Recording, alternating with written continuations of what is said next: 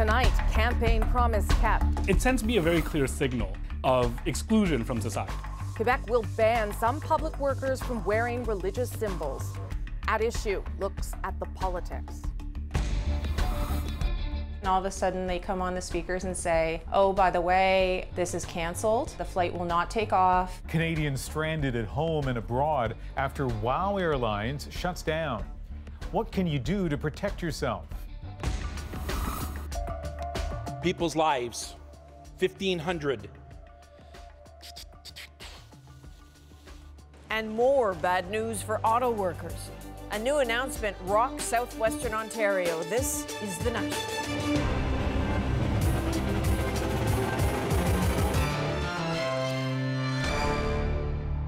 To some, it's all about creating a secular society. To others, it's all about discrimination. Quebec's government tabled legislation today to ban public service workers from wearing religious symbols on the job. It proved instantly divisive, exactly the opposite of what the Premier says he's aiming for.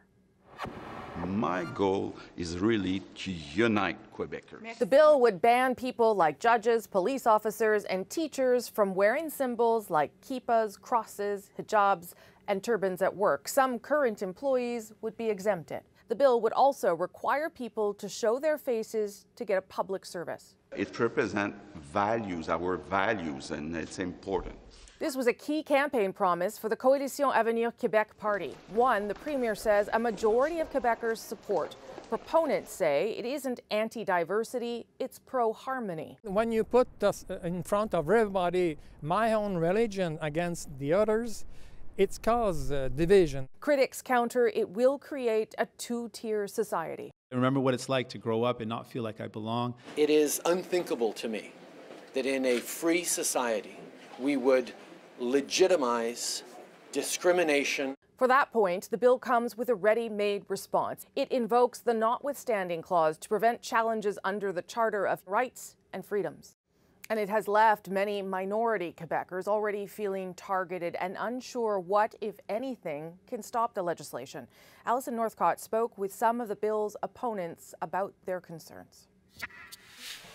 This heightens an us versus them mentality. Turan Singh has lived in Quebec most of his life, but says this bill makes him feel shut out.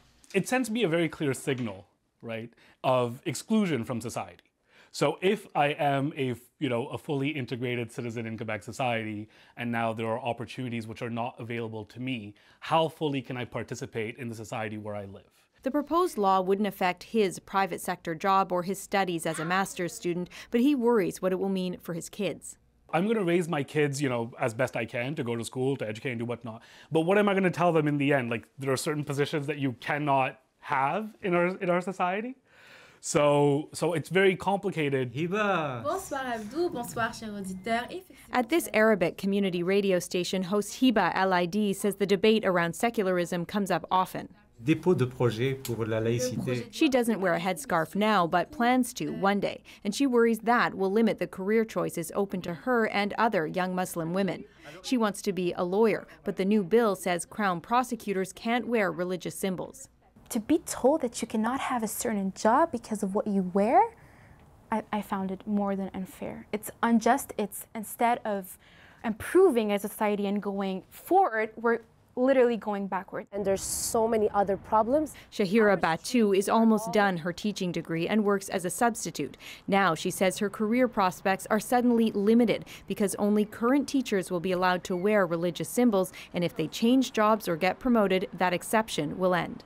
I will move from Quebec. Yeah.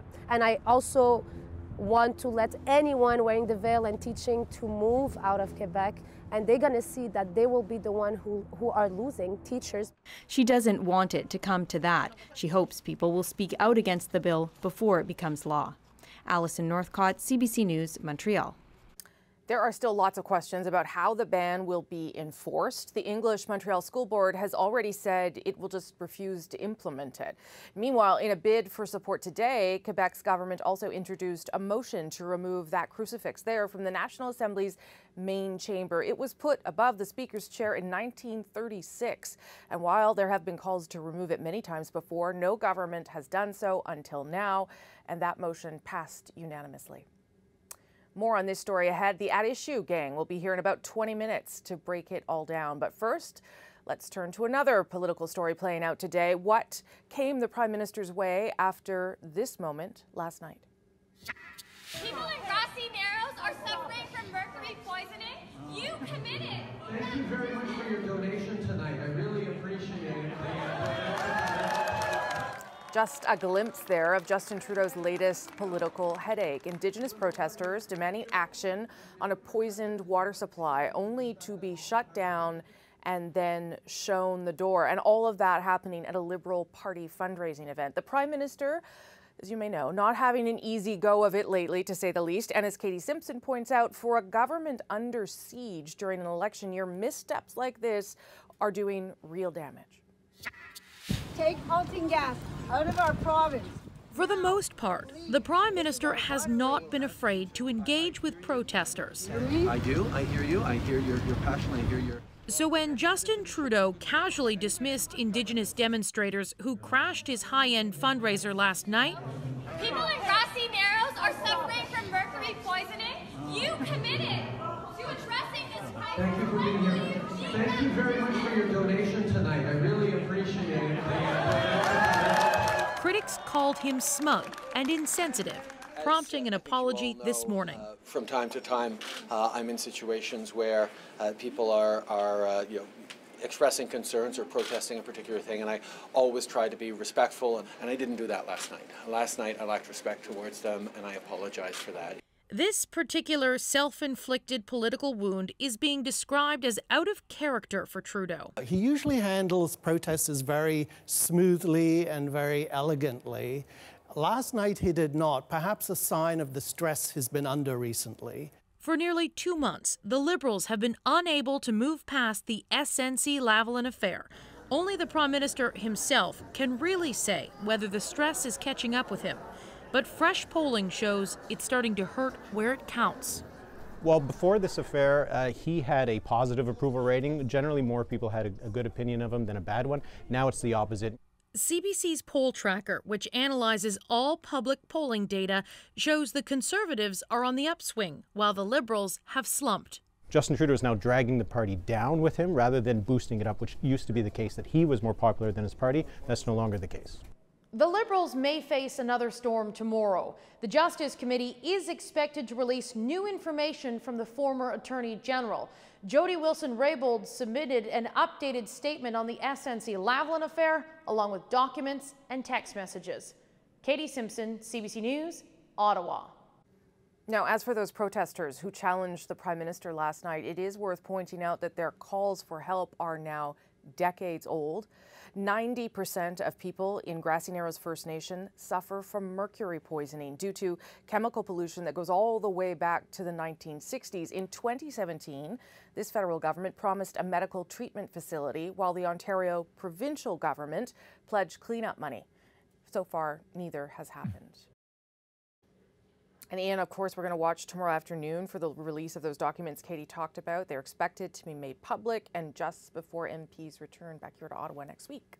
But let's turn our attention to Windsor, Ontario now, Rosie, and another blow to the province's auto industry.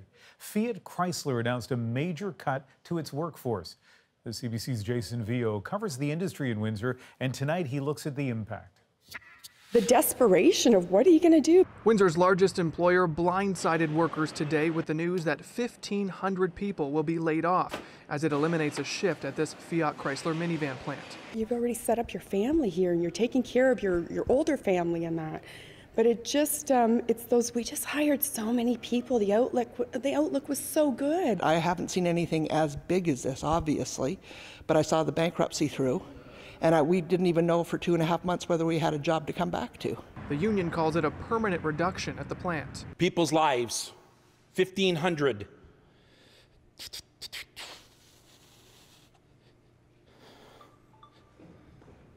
Direct families depend on us. And we're going to do everything possible to make sure that we maintain 3 shifts at Windsor Assembly Plant.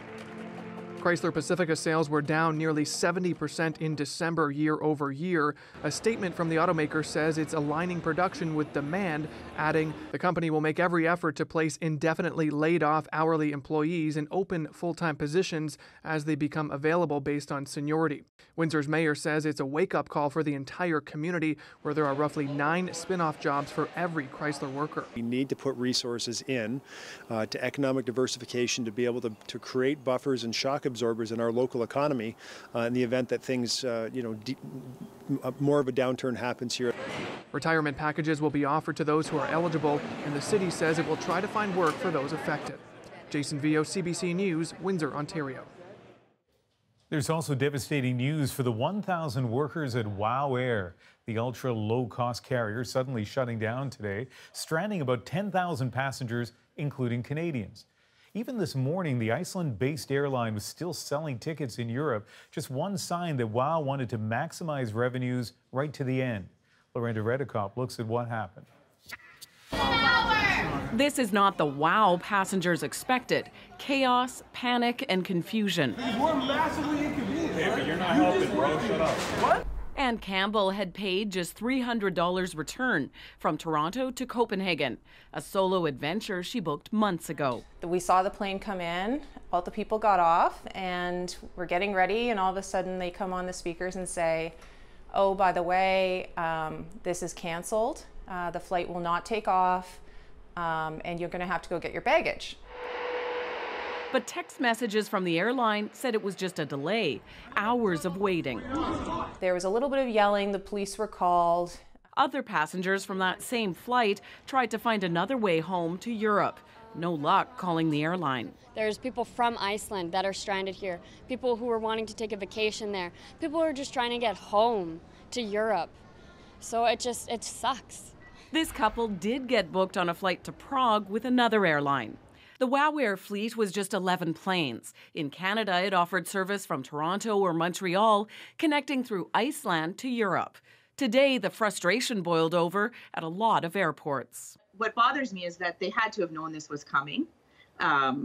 It doesn't happen overnight, so I think there should have been some warning before we left.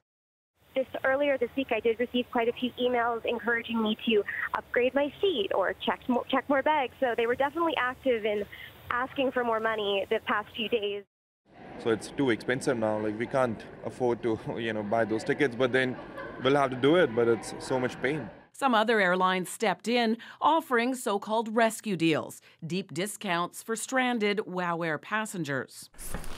Anne Campbell canceled her trip. She hopes her credit card will refund the money and that she'll make it to Copenhagen some other time. Lorenda Redekop, CBC News, Toronto. WOW's financial problems had been reported for months, but if you're not monitoring the business pages before you book flights, here's some advice. If you're booking on an airline you're not familiar with, the fares seem to be too good to be true, buy travel insurance. Or you'll have the travel insurance on credit cards. Make sure that you've got this insurance just in case. You might also be covered if you book through a travel agent as part of a package. WOW Air said today that it may pay compensation in accordance with European regulation on air passenger rights. Now, Canada's passenger rights system is still in the works, but even then, it may not have helped today's stranded passengers. It was 2 weeks ago that Mozambique was ravaged by Cyclone Idai. It was the worst weather-related disaster to ever hit the Southern Hemisphere. And now officials are warning of a second disaster if diseases like cholera spread. 5 cases have already been confirmed, and clinics like this one are on high alert for more. You see, the World Health Organization is scrambling to contain the outbreaks. It has 900,000 doses of oral vaccine arriving this Monday, with plans to begin a mass vaccination campaign as soon as possible. But getting into the hardest hit areas is a massive challenge. Entire communities have been cut off by the floodwaters, and the only way in is by air or by boat. Nala Ayed got rare access with some key rescuers. In the dramatic early days after the cyclone hit, they were among the first saving lives. They're from the Indian Navy, happened to be training nearby. when they were diverted to help.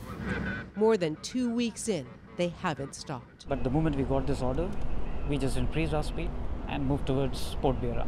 From the start, they gunned it for one of the hardest hit areas and one of the hardest to reach, ahead of most helicopters now making the journey. Even at the best of times, the waters here can be tricky. Now they're also haunted by the desperate needs. We're in the village of Buzi, which is one of the most devastated places in Mozambique. Now, it wasn't the cyclone that actually did most of the damage, but it was the flooding that came afterwards.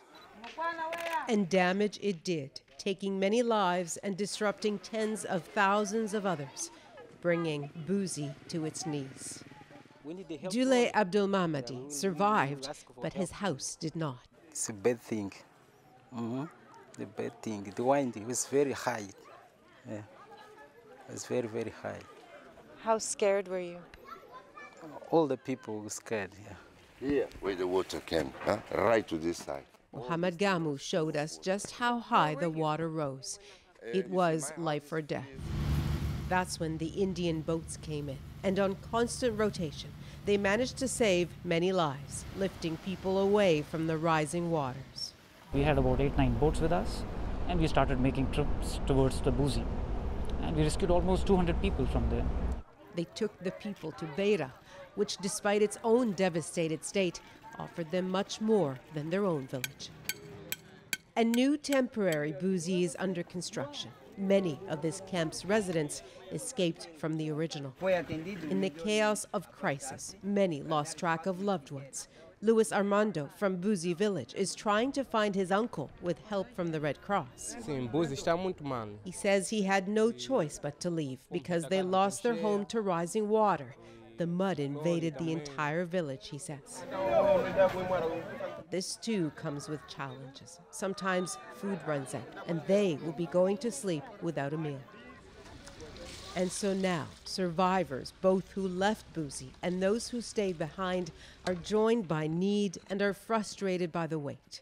Yeah, we need the help. What kind of help do you need? Help, all help. Material to build another house, food, material of school for children. So that is the new role for the Indian Navy boats.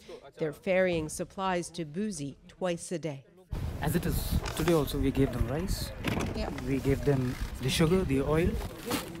We need to be humble enough to understand the pains of others and be a good relief or rescue, provide whatever assistance we can.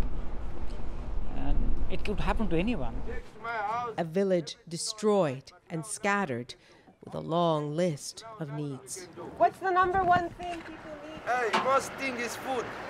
All right, Chase. We'll come tomorrow. Nala Ayed, CBC News, Buzi Village, Mozambique. When you meet the people affected by a catastrophic cyclone like Idai, as you have with Nala's stories, you of course get a sense of the deep personal cost, but you really have to pull way back to see the scale of this. A reminder, this is the region before the cyclone, and this is it after. And while the focus is rightly on helping the people after the disaster, here's something we've been wondering. Can you stop a hurricane from happening in the first place? Fact is, warming seas feed stronger hurricanes, and if science can't stop the planet from heating, why not cool the seas? Learn a little from Norway. Now, it's not a hurricane capital, but scientists there do tinker with water temperature, keeping ice from forming near power plants. We lift up lower, warmer water to the surface and then increase the temperature of the brackish surface water, and then the fjords don't freeze. What if, the Norwegians wonder, colder water could be brought up in places like the Gulf of Mexico where big storms build, reducing the temperature below 26.5 degrees Celsius? If the surface temperature is below that level, it will not be able to deliver energy to the cyclones. The technology is called a bubble curtain. The idea would be to dive 150 meters into the Gulf of Mexico, set up a pipe with tiny holes in it, pump compressed air through it, and create bubbles. That will bring the deeper, colder water up and distribute it with the currents. And I keep imagining a little tiny straw in a massive swimming pool. Is this even feasible? Yes, it's feasible, but the problem is not to cover the whole area, but to follow the surface currents. Sounds simple and familiar. This is Vincent Schaefer speaking. For decades, scientists have tried to halt hurricanes, starting in the 40s with making snow to seed into and cool clouds, promising enough to keep the idea alive. But the Norwegian plan?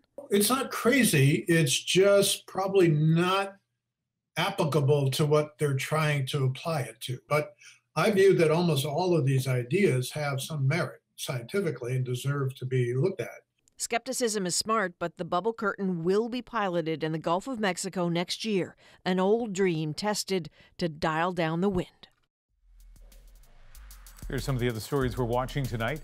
The mayor of Port Moody, a Vancouver suburb, is speaking out after being charged with sexual assault. I want to be absolutely clear, this allegation is false.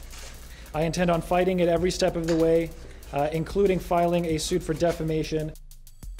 Rob Vagramov says he's cooperating with the investigation and he'll take a leave of absence. According to court documents, the assault allegedly happened in 2015.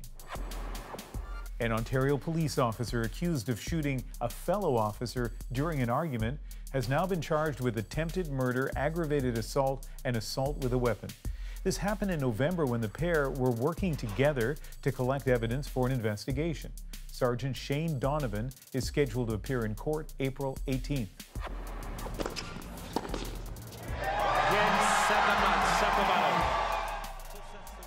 More good news for Canadian tennis. 19-year-old Denis Shapovalov has reached the semifinals of the Miami Open. This is one of the highest profile events outside of the 4 Grand Slams, and he joins fellow Canadian and fellow teen Felix Auger-Aliassime, an unprecedented result at a tournament of this stature. Still ahead on The National, it's at issue night. The gang will tackle Quebec's ban on religious symbols for public workers. And of course, what's ahead on the SNC file. Plus, Paul Hunter visits Purple, Pennsylvania. Voters there helped get Donald Trump elected. Will they again? And the right to bear arms. I think it's ridiculous that we have people policing that. I think people are adults in this place. They understand it's a professional environment and they dress accordingly. A dress code spat at the BC legislature. Next.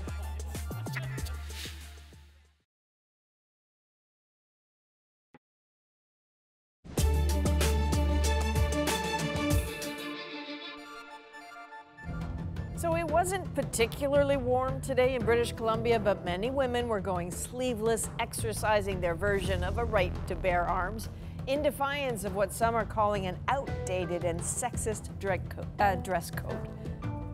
It all started with a tweet by a reporter at the BC legislature asking, "Do we look unprofessional to you?"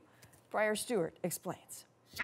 It's not diminishing the amount that's going in. Inside the chamber at BC's legislature today, some MLAs discussed infrastructure. But in the hallways, a different topic was front and center. Yes, I have no sleeves under my jacket. Deputy Premier Carol James waded into a brewing debate about dress code. People dress for business clothing in the workplace, and I think it's ridiculous that we have people policing that. The latest discussion was sparked after an NDP staffer was told her sleeves were too short. A woman who works in this building was wearing a lovely cap sleeve blouse and was told that she needed to cover up. Then a group from the press gallery, including a CBC reporter who's not covering the story, decided to don tank tops and short sleeves as a sign of support.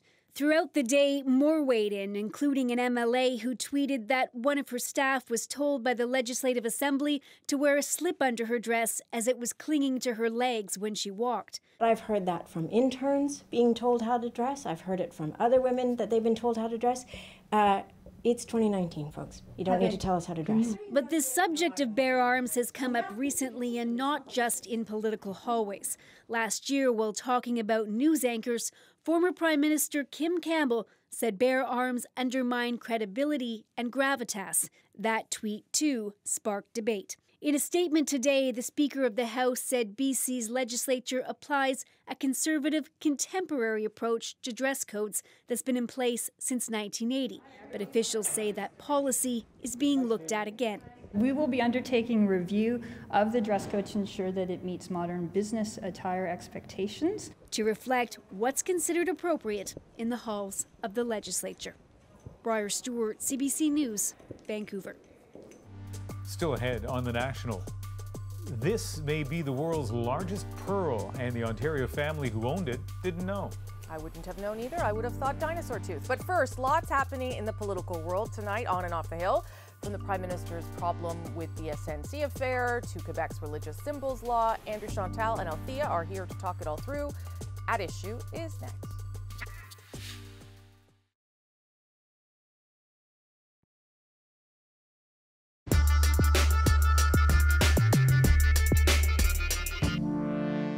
I'm very proud of the bill we tabled today, and I think it represents values, our values. It is unthinkable to me that in a free society we would legitimize discrimination against citizens based on their religion. I think a liberal society based on fundamental freedoms and openness must always protect fundamental individual rights. This law that's being proposed is something that divides the population, that divides the province instead of bringing people together.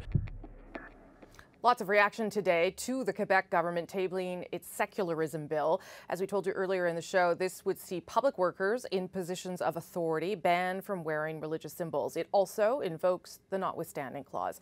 So is Ottawa preparing for a fight here with Quebec? How will this legislation impact the debate, for instance, in the federal election? Chantal Hébert is in Montreal tonight, Andrew Coyne in Toronto, and Althea Raj also there in Toronto tonight. Good to see everybody. Chantal, I'll start with you because you're there, you're in Quebec. The Premier says that this is an attempt to unite Quebecers. I'm not sure I understand how that would be. So what do you think he means when he suggests that this is going to unite people in that province? I'm not sure about uniting, but for sure he believes he has a mandate that was front and center in his election platform. And he is the third government in a row, after a Liberal and a PQ government, to come up with a version of a law that deals with the same areas. So Mr. Legault feels he's on a fairly large consensus that people want the Quebec government to be affirming its secular state in a way that actually targets, in this case, individuals. And I think what he probably also meant is by using the notwithstanding clause, he's sheltering his law from a lot of court challenges, and so he's getting, he thinks, the debate over with. And is that fair to say, Andrew, that there's nothing really else that can be done? We don't know. We don't know what's going to happen in Quebec. We don't know what's going to happen federally. It's certainly, he can claim a mandate. There's no doubt about it. Sometimes minority rights are not particularly popular with the majority in any society. That's why we have things like the Charter of Rights to protect them. That's why that's such a danger to give governments things like the notwithstanding clause. This is now the second government after the government of Ontario to trot this out in very specious circumstances. And it ought to give us a lot of pause on this, because if the courts can't stop this, then that's been our backstop in recent decades. And we've got some decisions to make as a society of what are going to be the terms on which we live together, what's the terms of our federal union, if this kind of thing can go on. Yeah, except, as both of you pointed out, and Althea, I'll put it to you, he did get a mandate for it. It was clear that he was going to move ahead with it, that the legislation was going to be perhaps clearer than we had seen in the past. So it makes it hard, does it not, Althea, for someone to say you shouldn't do this, even if people may not think it's fair or right?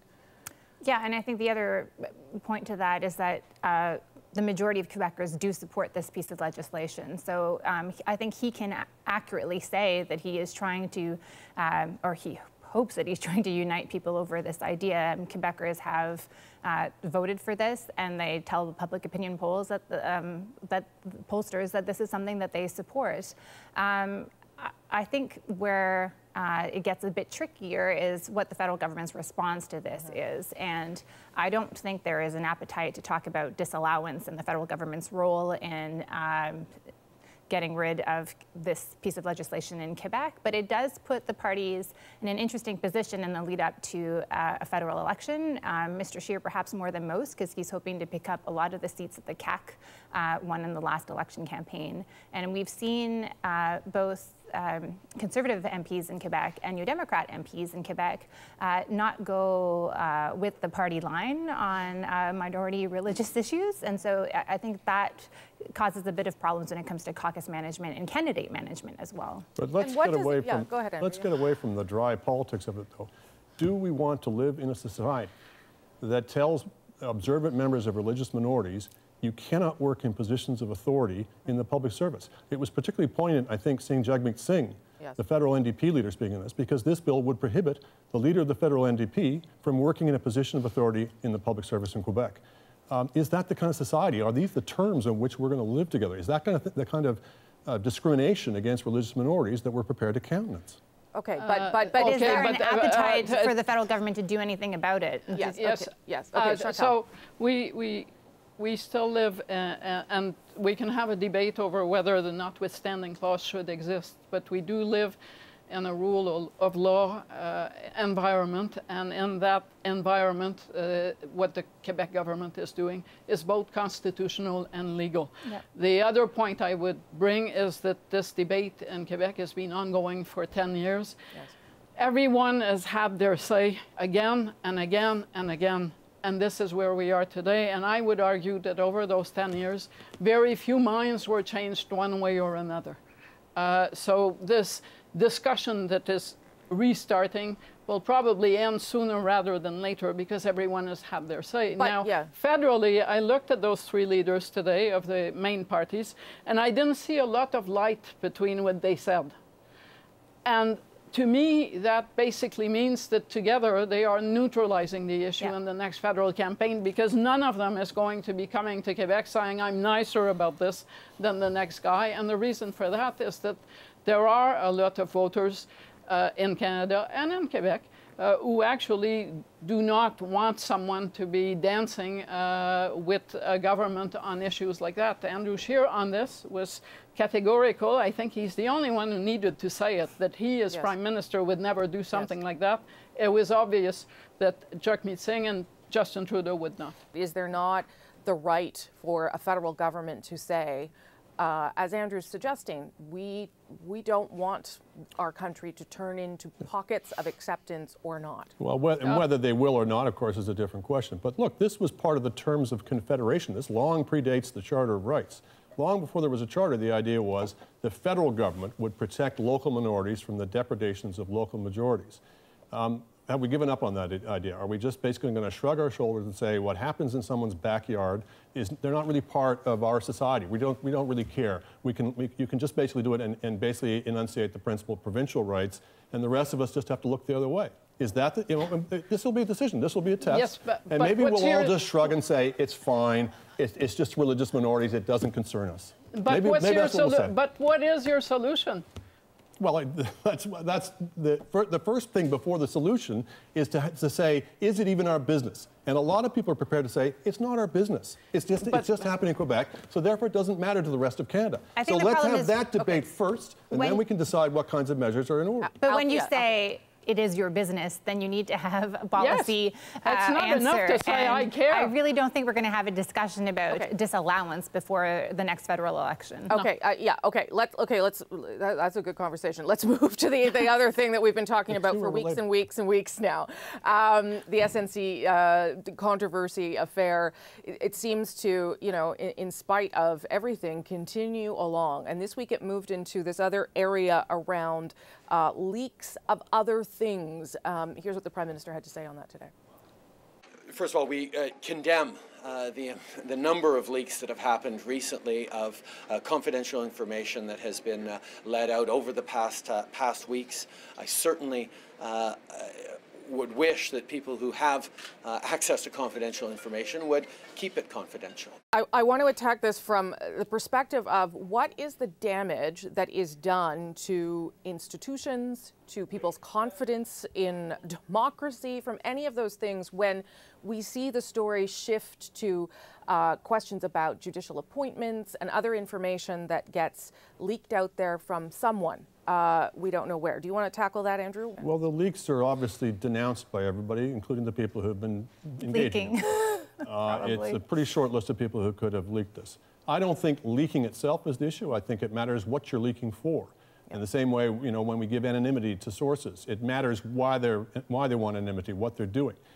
Leaking information where you're blowing the whistle on wrongdoing, it seems to me, is distinguishable from leaking information to smear the whistleblower.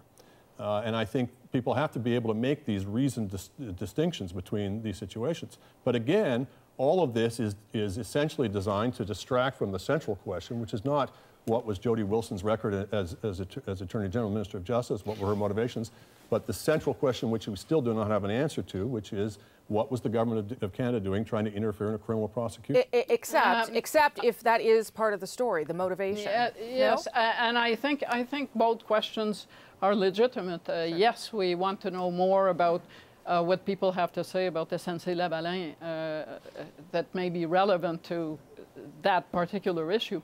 But if part of the argument is that the Attorney General was fired, demoted, shifted on account of SNC-Lavalin, it also informs the debate that there could have been other reasons.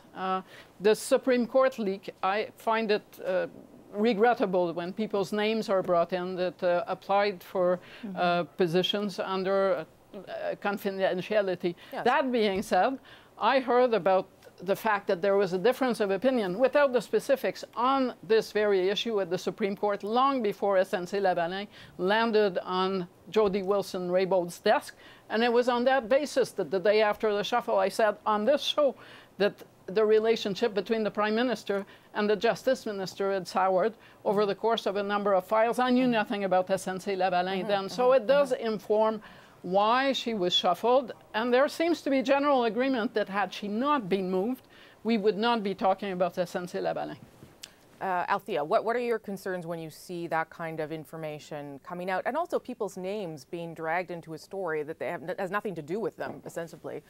Yeah, I mean, that's really unfortunate that you apply for a job and that everybody knows that you applied for a job. That probably should not happen in the federal government. But I think deeper, though, when it comes to the Supreme Court, you don't want to move to, I think most Canadians would agree, they don't want to move to a system like the United States where we recognize or we think that this judge is a conservative judge and this judge is a big L liberal judge. And I think part of what was leaked spoke to where the Prime Minister's office and where those players who are making those decisions, where they were pigeonholing those justices, and that is a big risk. When it comes to the relationship between Jody Wilson-Raybould and the Prime Minister's office, yes, I agree with Chantal. It was, I mean, actually there were newspaper stories about the debate with regards to the justices. But when leaks do happen, they do help illuminate the conversation. Part of the leak earlier this week with regards to Jody Wilson-Raybould's pleading for Justice Joyal to join the top court was that she had written a 60-page memo. Well, that's a little bit of detail, but it goes to illuminate Gerald Butts' testimony where he said, well, I couldn't understand why she didn't ever put anything in writing about any of her concerns because we were so used to getting all these lengthy memos. Oh, well, you know, that's a little bit of detail that it's not really part of the story, but it helps understand the process and what was really happening behind the scenes. I have to let Andrew take the last word. We haven't seen that 60-page memo. We have their word for it. But again, these are peripheral questions. Even the question of whether she was fired for resisting the Prime Minister's pressure on her to lean on the prosecutor is a secondary question. The main question, which is actually not denied, is that they pressured her. All that we're engaged in the debate is them saying it's okay to pressure because we were concerned about jobs, or it's okay to pressure because we only did it 20 times, or all of these attempts to try and muddy the central question. So, as I say, we keep chasing down these back alleys and rabbit holes about things that aren't actually central to the questions. But you agree with what you agree. I think what you said off the top was the important thing, that if sources are going to be leaking information like this, it would be good to at least understand where they're coming from. And they certainly shouldn't be leaking things, not just that bring the judge's name into it, but that imply he's some kind of extremist who can't be trusted with the Charter of Rights. They besmirched his good name and by extension tried to make her look erratic in the process. And there's no foundation to that whatsoever. Although a leak followed the next day that looked like it came from a different side. Anyway, okay, I gotta leave it there. I imagine we'll talk about this again. Thank you all. Before we go, be sure to subscribe to At Issue, the podcast. Look for it on iTunes, any major podcast app, our website, cbcnews.ca/The National. Still ahead, more politics. Paul Hunter visits battleground Pennsylvania. Voters there helped elect Donald Trump. So now, how do they feel? What do you believe? I believe that the president is doing a phenomenal job.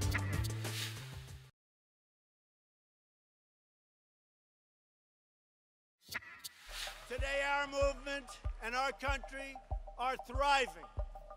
Their fraud has been exposed, and the credibility of those who push this hoax is forever broken, and they've now got big problems. Donald Trump rallying the faithful tonight in Grand Rapids, Michigan. It's his first campaign-style event since a summary of the Muller report found Trump did not conspire with Moscow to influence the 2016 election, something he proclaimed a complete exoneration. Southeastern Pennsylvania is another Trump stronghold, so in the wake of the Muller report, or at least that summary, what do people there think? Paul Hunter went to listen. Well, there it is, the stars and stripes and a big, bold blue Trump 2020. Tell me about the flag. The flag? That's to show my respect for my President of the United States. Mannheim, Pennsylvania's Dwayne Hartley is 100% all in for Donald Trump. Don't kid yourself. Trump Nation, as his supporters call themselves, remains a force in this country for all the same reasons they voted him in back in 2016. He's honest. He says what it is, and he doesn't say it from a script. He talks like I do. This part of the state is conservative by nature, but Pennsylvania itself is a battleground, and it was key to Trump winning the White House. For many here, the summary of the special counsel's investigation into the Trump campaign not only cleared Trump's name of criminal wrongdoing ahead of the next election, but it strengthened their view Trump is treated unfairly. This fake news, which it is, I mean, look at the way they handled the Russian stuff. It's all fake news. It's all negative news and nothing positive. It's a common refrain in these parts. In nearby Lidditz, you'll find few who've turned their backs on Trump. Have you made up your mind for 2020? Yes. Already? Yep. What's it going to be? Trump. Says Lori Richards of what's known of the Mueller report. We're never, ever going to truly know what went on. No one's ever in D.C. going to be truthful. What do you believe? I believe that the president is doing a phenomenal job. In October of 2016, Trump came to this county for a late push for crucial votes. He got them. And though it's still a long way to 2020, this week's news doesn't hurt. Suzanne Cassidy, opinion editor at the Lancaster Daily Paper, tells us even if the full Mueller report comes out, it's unlikely to change much here. Unless there's something seismic in that, I think it will only just confirm people's existing biases about the president. That said, a recession, she adds, could change everything. But for the moment, Trump backers are firm. And he will get reelected. Confidence round here remains Trumpian. Paul Hunter, CBC News, Lancaster County, Pennsylvania. We found out today the full Mueller report is more than 300 pages, and it's not clear when or even if it will be released. Democrats tried to pass a resolution in the Senate requesting it be made public, but that motion was defeated by the Republican majority. Next on The National, a mystery of the deep. Behold the Giga Pearl and the Ontario family taking it out of hiding. That's in our moment.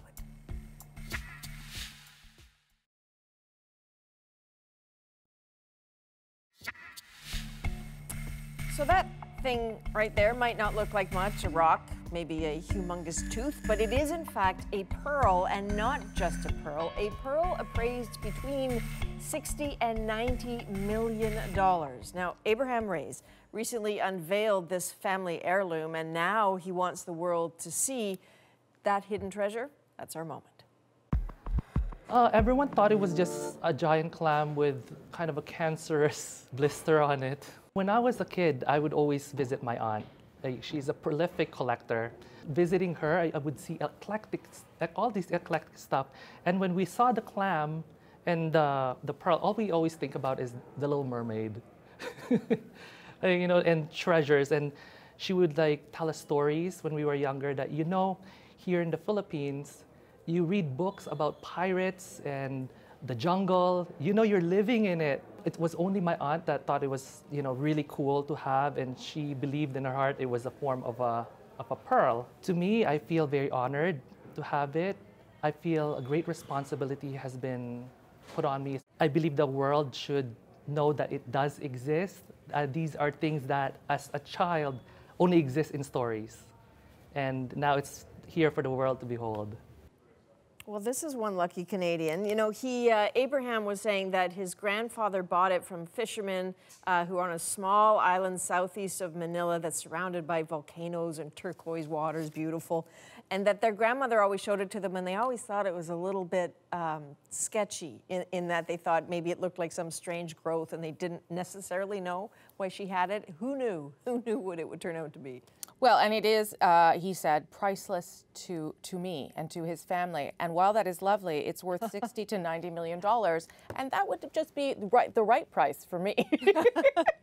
And they built this gold-gilded octopus to show it off. Listen, if this was the moment on April the 1st, yes, I would not believe any of this stuff, including where this came from, a giant clam. And I'm reading about giant clams. They can be up to 4 feet across, weigh more than 400 pounds. But it's March 28th. It's not April 1st. That is the National for this Thursday. Good night. Good night.